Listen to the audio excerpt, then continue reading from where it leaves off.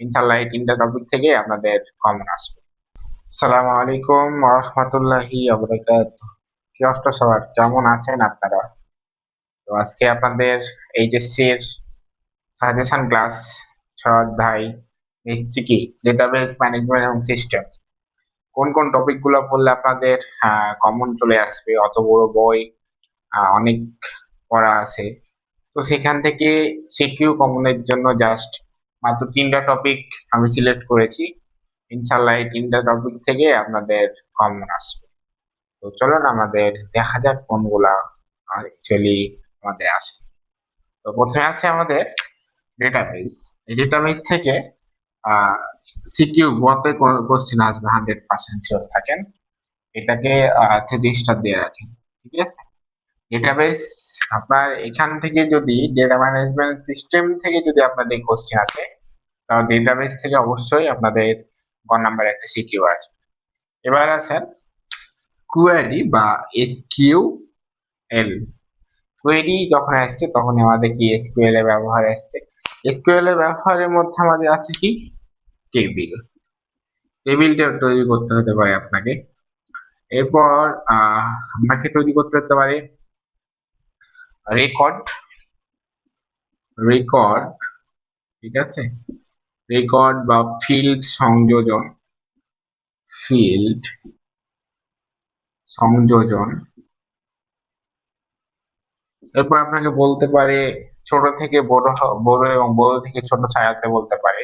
এগুলো কোথায় আছে? কোয়েরি বা এসকিউএল এর মাধ্যমে করতে পারে, ঠিক আছে। এবার কি ডেটা রিলেশন, এই দুইটা থেকে আপনাদের ঘ নাম্বারে কোশ্চেন আসে, ঠিক আছে। এটাকে অনেক 1:1 সাজাতে বলতে পারে, ঠিক আছে।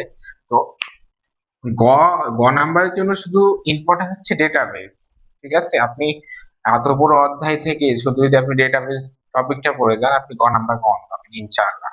এবং কোয়েরি এবং ডেটা রিলেশন থেকে ঘ নাম্বার আসে। এই দুটার মধ্যে ঘ নাম্বার ইনশাআল্লাহ কমন পাবেন, ঠিক আছে।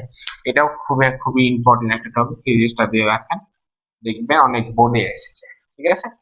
এরপর আহ এগুলোর থেকে একটু কম ইম্পর্টেন্ট এর মধ্যে পড়ে, যে যেমন হচ্ছে আছে ইন্ডেক্সিং।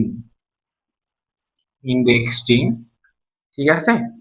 এটা এটা হচ্ছে কি আছে অনেক এগুলো যদি না আসে তখন কি এই টপিকটা আসে, কিন্তু এগুলো যদি আপনার 9টা বোর্ডের মধ্যে মিনিমাম 6টা থেকে 7টা বোধহয় আপনাদের আসবেই ইনশাআল্লাহ। এবং যদি একটু নরম বা একটু হার্ড করার চেষ্টা করে বা আনকমন মানে মানে হচ্ছে যে আপনাদের একটু সহজ করার চেষ্টা করে, তখন কি ইন্ডেক্সিং দিতে পারে। কেন ইন্ডেক্সিং সহজ মনে হবে? কারণ আপনারা ইন্ডেক্সিং খুব কম পড়ে যাবেন, তখন আপনার একটা হার্ড মনে হবে। এটা একটা স্বাভাবিক বিষয়। তো ইন্ডেক্সিংটা একটু করে রাখবেন, এটা কম ইম্পর্টের মধ্যে একটু মানে গুরুত্বপূর্ণ বেশি। এবং আরেকটা রাখতে পারেন আপনারা, হচ্ছে কি শর্টিং। শর্টিং, ঠিক আছে। এটা থেকে একটু এটা যে 2 স্টার হয় এটাকে দিলাম 1 স্টার। এবং আরেকটা রাখতে পারেন আপনারা ইয়ার ডায়াগ্রাম। ইয়ার ডায়াগ্রাম, ডায়াগ্রাম, ঠিক আছে। জাস্ট এই কয়েকটা টপিক পড়লে ইনশাল্লাহ আপনাদের এইচএসসির পরীক্ষায় যে ডেটা ম্যানেজমেন্ট সিস্টেম থেকে আপনাদের 99.9% কমন আসবে ইনশাল্লাহ। 99% কমন বা শিওর শট দিয়ে গেলাম ইনশাল্লাহ। আপনাদের যখন পরীক্ষা শুরু হবে, ঠিক আছে, তখন ইনশাল্লাহ আপনারা 100% বুঝতে পারবেন যে আসলেই কমন এসেছে কিনা। কিংবা আপনাদের যে টেস্ট এক্সাম গুলো হলো সেগুলাতে একটু যাচাই করে দেখবেন যে এই বিষয়গুলো থেকে কোশ্চিন এসে হলো কিনা, ঠিক আছে। তাহলে আপনারা আপনাদের কি মানে হচ্ছে প্রশ্নগুলো দেখতে পারবেন বা জানতে পারবেন কোন প্রশ্নগুলো আসলে ইম্পর্টেন্ট বেশি। তো আজকের মতো এই পর্যন্ত। ভালো থাকবেন, সুস্থ থাকেন। আসসালামু আলাইকুম।